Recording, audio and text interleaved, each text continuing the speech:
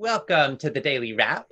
I'm Ocean Robbins, and I'm here with you via Zoom with my dad and colleague, John Robbins, and the brilliant cardiologist, Dr. Joel Kahn.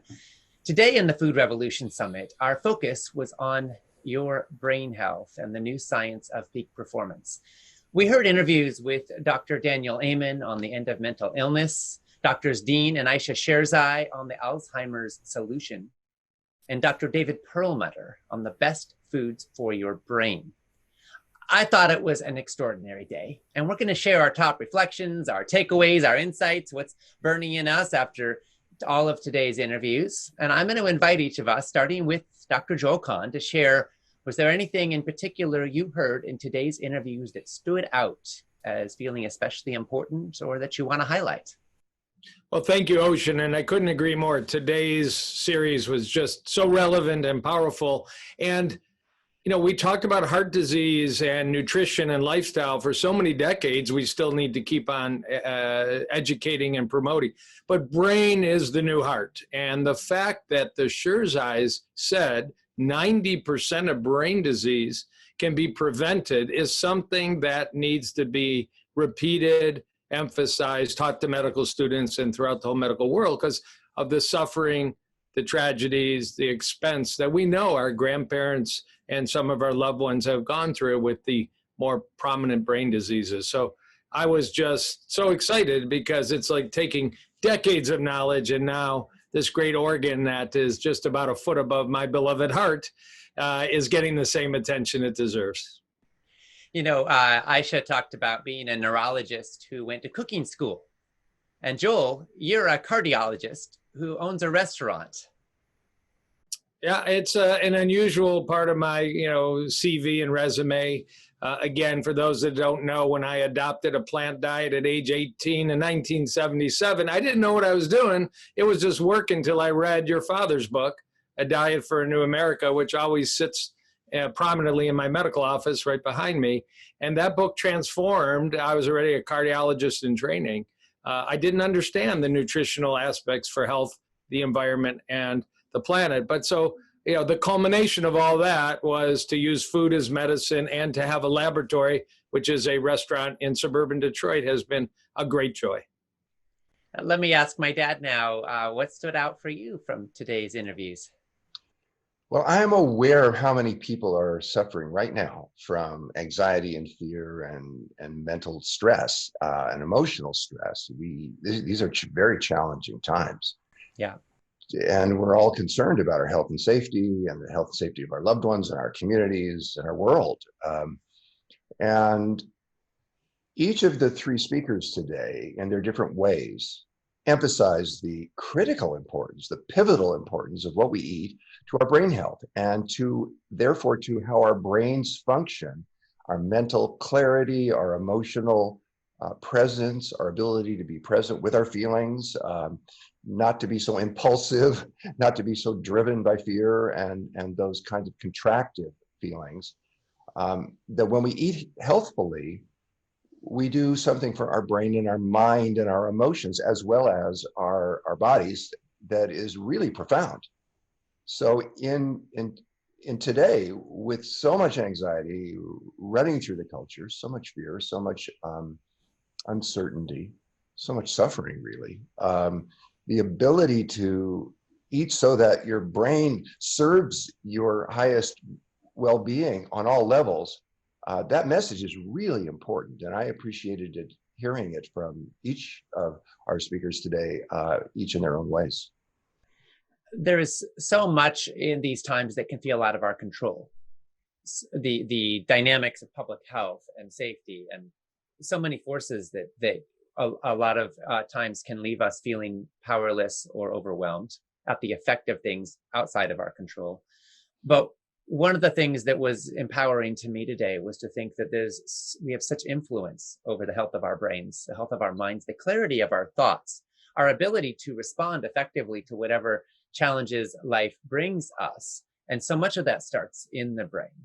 And I'm heartened by that, because as somebody who feels happier when I feel like I can do something positive, when I feel like I can do something constructive, when I feel like I'm not just at the effect of what happens to me, but I'm an active participant in life, I'm always interested in whatever lesson, whatever wisdom, whatever insight will be empowering, will be useful to me and will be useful to other people. And I feel like we were filled with so much hope today. A lot of us think that Alzheimer's, that dementia are an inevitable effect of aging. And what we're hearing is that they're not, that we have choice. Of course, no one diet or lifestyle will eliminate it universally for everybody, but there is so much we can do to shift the odds in our favor. And while Alzheimer's may take decades to set in, and it's a long game proposition to stop it, we can make progress right here and right now to reverse mild cognitive impairment, to increase the function of our brains. And in the process, we get fairly immediate results. There are foods you can eat right now, today, that will actually help you think more clearly, feel lighter, feel more present in your life. And those are steps we can all take that have a very quick return on investment, so to speak. Joel, one of the things that I found fascinating, the Shirzai said that the brain has 400 miles of blood vessels. It seems to me that the same things that are good for the circulation in your brain are also going to be good for the circulation in your heart and every other organ in your body. Speaking as a cardiologist, does that sound accurate to you? Do you feel like there's a lot of overlap between what's good for the heart and what's good for the brain? Yes, that was something I took notes on when I was listening to Dina Ayesha, that there are 50,000 miles of arteries in the body, 2 times around the planet in our entire body, but that 400 miles are centered in the brain, and that clearly getting adequate nutrients and blood flow to the brain tissue is of primary importance. And it's as subject to atherosclerosis, narrowing, and deficiency as the rest of the organs in our body when we either carry a genetic risk or our lifestyle is well off track. So that idea that it is, as you said, not destiny to develop Alzheimer's because of aging, but a lot of it is not attending to your endothelium, the lining of your arteries. And we know when you bathe your arteries with whole fruits and vegetables, brightly colored whole grains and legumes, we are actually bulking up our resistance to damaging arteries, damaging the endothelium. We can talk about the superfoods of greens and beets and pine nuts and certain things that are known particularly to boost nitric oxide and endothelial function. But yes, food is brain medicine is the new mantra of slowing and perhaps preventing that early cognitive impairment. I think it's exciting, and to hear them, even to hear Dr. Amen speak about up to 8 servings of fruits and vegetables a day, I think was his comment, correlates with happiness, like your father said. We need happiness. And even I think Dr. Perlmutter said, food is mood, and it is not the fried, the saturated, the fast foods processed. It's the whole, right, the rainbow diet. I mean, that is got to make you feel better to eat all those pretty colors. Just don't do it with Skittles. You mean M&Ms don't count? We've not yet done that study, but I'm pretty sure it won't be positive. Well, what about, so we're told to eat greens. Everybody saying eat more greens. But are you saying, Joel, that green jelly beans don't count? I hate to disappoint you. I think for the junk food eater, probably what people heard more than anything was when the Shirzai said that coffee was brain food. That must have got a high five. Of course, we wouldn't be touching each other. It's a socially distanced high five from a whole lot of people, but I don't think we can extend it to green Skittles and green M&Ms. No, I would put those aside. They're not brain food. We heard a lot today about the importance of sleep. It's important to healthy weight, healthy immune system, overall happiness. And we're living in pretty stressful times on planet Earth. And in stressful times, a lot of people find it harder to sleep well, to really relax, because there's a lot of fight or flight stimuli in our nervous systems. And yet we know that sleep's critically important. I'd love if we could each take a moment to talk a little bit about practices we employ or we recommend to help folks drop and let go and get the optimal nourishment at night. Maybe I'll ask my dad to share any top tips from your perspective on nourishing sleep. Well, thank you, Ocean. I've noticed in my life that when I exercise regularly, I sleep better. And when I don't, I don't. And it sometimes can be hard in these times to get the exercise that we're used to getting or that we optimally would get.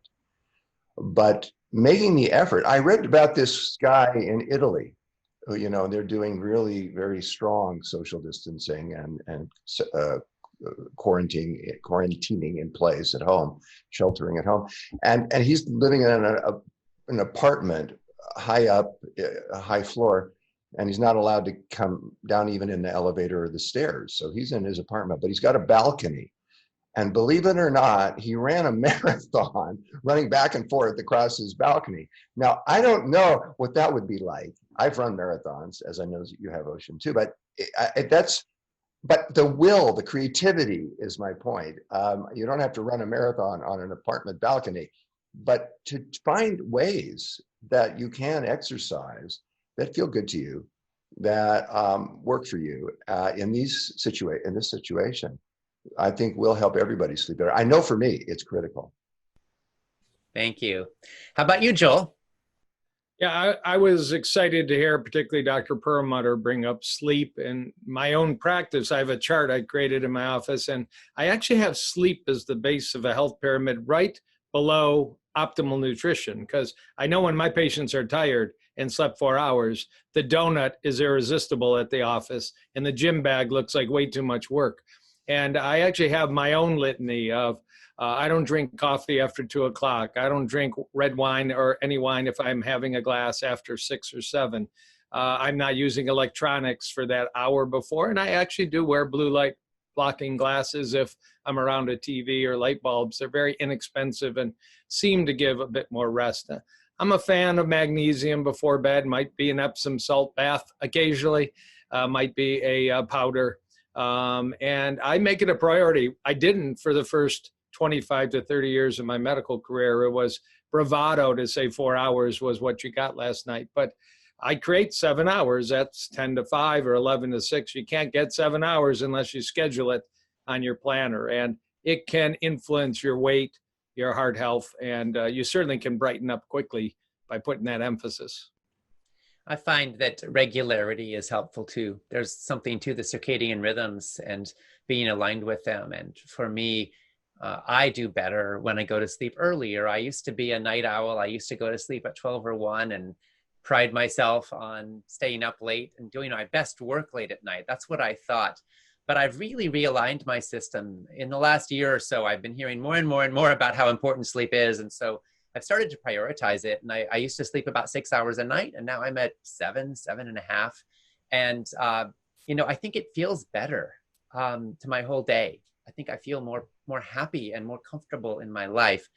Sometimes I still take a nap in the afternoon when I feel it. I love it. My personal favorite is if it happens to be sunny outside and I can, get a little sun bath in the afternoon. In California, we get that all time of year, not to make everyone else too jealous. But I also love going to bed early, and then I wake up early and I wake up fresh. So I wake up before dawn most days now, but well rested. And that's been really nice for me. I also don't eat late. We hear about that a lot lately, not going to bed with a full tummy. So I don't eat after about 7 p.m. And I find that that's helpful. And we hear about the value of intermittent fasting. Well, I don't eat first thing in the morning either. For my system, that works well. I don't eat till I actually feel hungry. And I think that helps my system to really let go and relax. And it's not working all night digesting my food.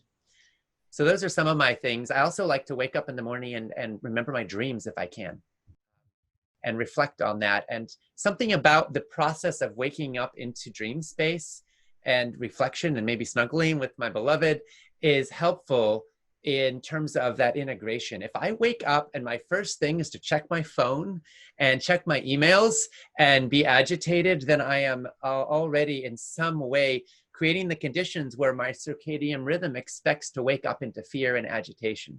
And I want to wake up into something as peaceful and sublime as possible, so that once I do meet the day, it's on my terms, rather than the world invading my innermost vulnerable, sensitive, tender places. And so those are some things that I do. Hopefully that's of use. If any other folks who are listening want to post in the comments things you do for good sleep, we'd love to read about that too. I might add one more thing. Yeah. We're inundated now with information about, of course, the coronavirus and the news and the latest information. And A lot of that is promoting a lot of fear. And we need to be informed. We need to know what's going on, but we don't need to be overwhelmed and inundated to the point that we just become frozen with anxiety. And so I have found, I've kind of put myself on a diet, just like we need to choose the foods that we eat and the quantities of them, so that we're as healthy as possible. I think my brain seems to need to choose the input that I expose myself to, what I read and what I listen to, and make sure that I don't overindulge on information channels that are provoking me to undue levels of fear and anxiety, any more than I would want to eat foods that would stimulate my body in ways that aren't good for me. So learning what is actually, it's what it's doing to me to read this or that, or listen to this or that, and creating a mental diet that's balanced. So I do know what's going on, but also I have some inner peace. And I think that's really important today. Yeah, absolutely. I want to talk about mental health for a moment. Dr. Amen had a lot to say about that and about the role of diet and lifestyle in helping to impact rates of depression, anxiety, mental illness of all kinds. And in these times, with so many people having their regular routines disrupted, with so many people on lockdown, depression rates are higher for a lot of communities. And it's totally understandable. And you don't have to be clinically depressed to also be impacted in your level of joy, your level of peace, your level of hope for your future. And but we also know that our outlook has a lot to do with how we experience the world. And our outlook is shaped, in fact, by what we eat and the choices we make in profound ways. So I want to kind of distill it down for a minute and invite us to reflect on, for those in our audience who are wondering, what can I do with my daily choices right now to have a happier outlook, to decrease depression and anxiety and have more peace and joy? What are some of the top things? Dr. Kahn, Joel, would you touch on that first? What would you tell your patients or people you love? Yeah, and Ocean, I couldn't agree more that one of the things I admire most about Daniel Amen, who has been a friend and a mentor for a number of years now, is trying to take the word mental illness and replace it with brain disease, and Yes. actually trying to drill down, is it prior actual physical trauma, psychological trauma, nutrition, toxicity, image the brain, and his books have been a big influence on me. I've sent patients to his centers to be evaluated. But I think there's such a consistency of lifestyle across, whether you study Blue Zones, whether you go to Harvard School of Public Health Studies, whether you go to Adventist Health Studies. I mean, the basics are not difficult. It's a brightly colored plate of largely or completely whole fruits, vegetables, legumes, and whole grains. It's movement. It's monitoring weight, blood pressure, and blood sugar. It takes a little work. I want everybody to have a home blood pressure unit and relax and measure that at home, because the doctor's office is the worst place to do it. You should have a scale, and you should be honest, because Dr. Amen talked about the dinosaur syndrome. The more fat on your body, the smaller is your brain, a rather frightening idea. And the earlier you jump on trying to strive for ideal body weight is important. We talked about sleep. I mean, multiple studies say there's 5 or 6 common threads. Yeah, optimal nutrition, optimal fitness, optimal sleep, trying to maintain an optimal body weight, avoiding smoking. Sometimes we leave that off the list, but it's still 15 to 20% of the population. You've just empowered yourself to lower your risk of brain disease, heart disease, and the whole spectrum of additional chronic diseases with simple steps that work worldwide. There's no controversy about those comments. Yeah, thank you so much for that. I have a question now for my dad, referring to the interview with Dr. David Perlmutter. He's the author of Grain Brain. Some people have been upset with us for including him in this summit because his work is often characterized as advocating a diet that's high in animal products and high in fat. And in today's interview, David shared some tremendous praise for your work. And he talked about how he advocates for a diet that is predominantly or entirely plant-based. And he said that that's come to be what he recommends. we have so much controversy and conflict in the nutritional gurus of our time, people arguing for this approach and that approach, and getting into a lot of fights over it, as we all know. And it can get very confusing for the consumer who just wants to know what the heck to eat. And so in our work, of course, we want to have a broad consensus that incorporates a lot of different perspectives, all aligned around what nutritional science is telling us. I am curious about your decision to invite Dr. Perlmutter to be a speaker in this summit, and how it felt to you to hear his praise of your work today. Well, my orientation is that David and I agree on 95% of things. You know, I don't know that I agree with myself on more than that. I don't always agree with everything I think and believe, you know, and I think it's really important to focus on what the common denominators, particularly today. There's so much polarization and divisiveness in our culture, in our thinking, in our body politic. And we get into these camps, these separated camps, and we fight with each other over what we disagree about. And we do need to deal with our disagreements, but I also think we have to not lose sight of the agreements. And David and I agree on a lot. And we are agreeing on more and more as time goes along. I was thrilled, actually, to hear him praise me. I'm glad my work has been of support to him, because he's a beautiful man. He's helped a lot of people. A very heart-centered man, in my experience. And that he's moving in a more plant-based direction himself. We're all changing and evolving. We're all learning more as time goes along. And I'm glad to be part of that change or development or refinement in his thinking and work.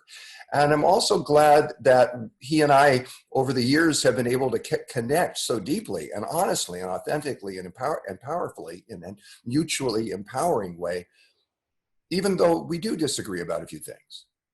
To me, that's really important thing about human nature and social interaction, is that, yes, deal with the disagreements when they need to be dealt with, for sure, but don't lose sight of the tremendous thing that we as human beings share. And that's one of the things that I think might be, if we could use the phrase silver lining in this coronavirus situation, is that we're realizing that we're all vulnerable to this infection, whatever our thinking is, whatever our politics are, whatever our whatever camp we have identified with, we're still vulnerable. Now, we're not as vulnerable if we eat well. If our nutritional status is strong, we're much less likely to have the comorbidities, as they call the underlying conditions, the hypertension, the diabetes, the obesity, the heart disease, that make the fatality rates from this virus much, much higher. So it's important to take care of ourselves. It's important to eat well. And I think it's important to appreciate our differences and even celebrate them sometimes, while not losing any kind of track of the fundamental humanity that we share. Yeah, absolutely. Joel, you have spoken at Paleo FX. You have been in debates or dialogues. Google hosted one with you and Dave Asprey, who, you know, maybe has some differences in nutritional approach from your own view. You have, one of the things I really admire about you is how often you are reaching out across some of the divides and building bridges of common ground and exploring in respectful terms some of the places where there may be some differences. I'm curious, what is some of your thoughts on what it means to build alliances and speak your truth, even when there is disagreement, to do so respectfully? What have you learned about that? Yeah, and I share a lot with what your father just said in his feelings. There's so much divisiveness out there that if we can come to some common bridge in the food world, I think there's so much damage done by polarizing and not discussing, because the camp over here that does paleo or has no food rules, it's so simple to say, the experts are confused, I'll just follow my own path, which is usually not a very good choice, or, you know, we don't even communicate. And you're right, I have looked for the good amongst the differences. I see experts like Dr. Perlmutter through his whole career speaking out against excess processed food, excess industrial fats like trans fats, excess added sugar. We can all embrace that, and that message can't be lost over the subtle differences. Even within the plant-based world, we heard the Shirzai speak about the potential brain advantage of poly and monounsaturated fats over saturated fats, and whether we're getting that, from whole foods or in other ways. There might be some disagreement among some of the experts and medical doctors in the plant-based movement. We can't let that message separate the commonality. Eat brightly colored whole foods, avoid processed foods, and we can find that theme. The other thing is, as your dad just said, people change and the data changes. And as Dr. Perlmutter may be moving more and more to a plant-strong diet, it would have been a shame had we ostracized them to not even have that communication, to have done some damaging comments 5 or 10 years ago. So I can sit down with Dave Asprey because his plate is very brightly colored and he's a very anti-processed food advocate. And I can, talk in common with him about that, even if I don't put coconut oil and butter in my coffee, but we can live with those differences nonetheless. Absolutely. And I think that everybody has a part to play in the food revolution, whether it's planting a backyard garden or eating more vegetables or getting rid of the processed junk or going vegan or not going vegan. We all have places we can take action and be a part of this movement. And that's one of the things I love about it, is that you don't have to sign a purity pact. You don't have to join a camp and then become an antagonist. Everybody who doesn't think the way you do, we all get to learn and grow together. I think there's some distinction amongst the sort of experts and gurus of our time between the people who are fundamentally trying to serve and support other people with the best knowledge and wisdom they can find, who look at the studies and are trying to learn and then share that to help people, versus the folks who are saying, oh, there's money to be made from this or that ideology, from this messaging. Oh, this brand is hot, so it's going to rank well on Google, so I'll write an article on this new fad diet, right?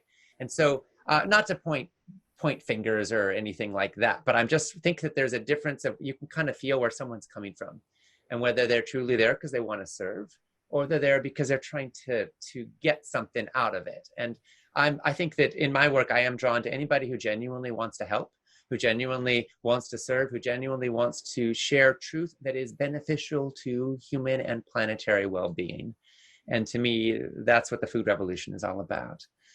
I'd love to invite us now to reflect anything more we want to share in completion of this daily wrap from this day 2 in the Food Revolution Summit. Joel, how about you first? Yeah, again, as I began, I am just so excited that the conversation in medicine, the conversation on this summit has been so successful in terms of empowering people with skills to protect their brain.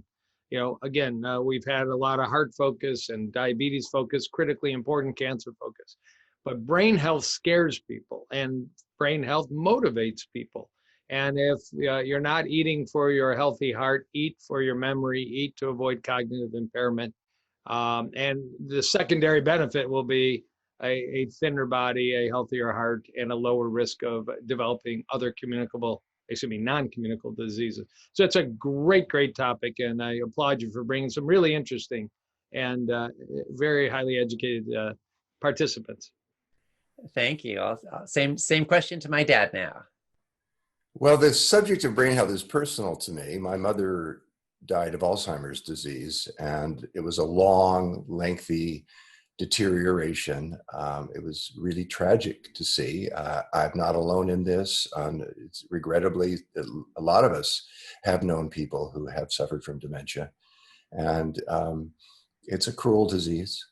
And learning that we can actually prevent about 80 or 85% of the cases, and those that we cannot prevent because of genetic factors, we can postpone for 10 or 15 years. And that matters. That's actually a big deal. To me, that is breathtaking information. That is groundbreaking and breathtaking and awe-inspiring and important, practical, because we don't have to look forward to aging as the kind of decline we so often see today. we have come to normalize and think that aging requires or inherently involves mental deterioration, cognitive decline, maybe dementia, certainly a host of other debilitating processes. And actually, when we live a healthy lifestyle, we can prevent a tremendous amount of that, not all of it, but most of it.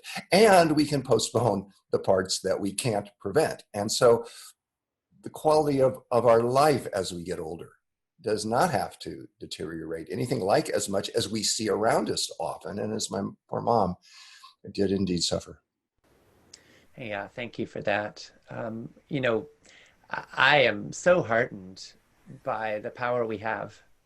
Like every day we're casting a vote 3 times a day with the food that we consume and take into our bodies. And we're voting for the health we want and for the world we want.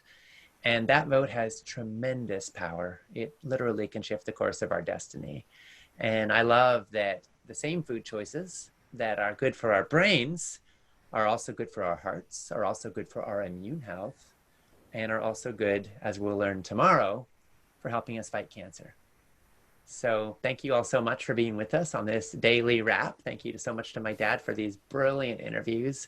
Thank you so much to Dr. Joel Kahn for your extraordinary work and for reflecting with us. It's been a fun time, and we'll see you tomorrow in the Food Revolution Summit. No matter where you come from or what you've been through, the simple truth is you are meant to thrive. You deserve boundless energy, a clear mind, and a lean and healthy body. You deserve to feel confident and clear about what you eat and why. The Food Revolution Summit is packed with insights, and trying to catch and absorb all of them can be hard. That's why we created the Empowerment Package. With your Empowerment Package, you can own the entire summit, plus all the transcripts and loads of bonus materials for life. Absorb this life-changing material at a pace that's comfortable and easy for you. Join this movement. Support this mission. Buy your Empowerment Package today.